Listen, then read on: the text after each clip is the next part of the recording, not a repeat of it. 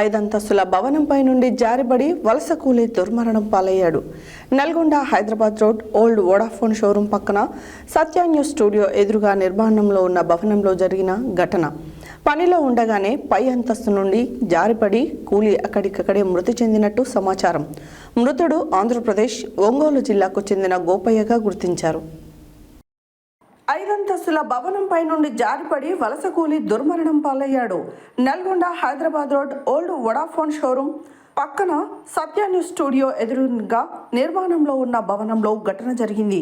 పనిలో ఉండగానే పై అంతస్తు నుండి జారి కింద పడి కూలీ అక్కడికక్కడే మృతి చెందినట్టు సమాచారం.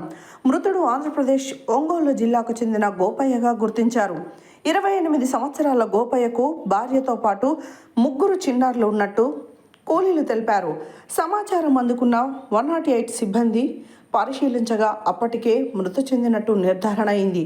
కార్మికుల్లో భయాందోళన నెలకొంది.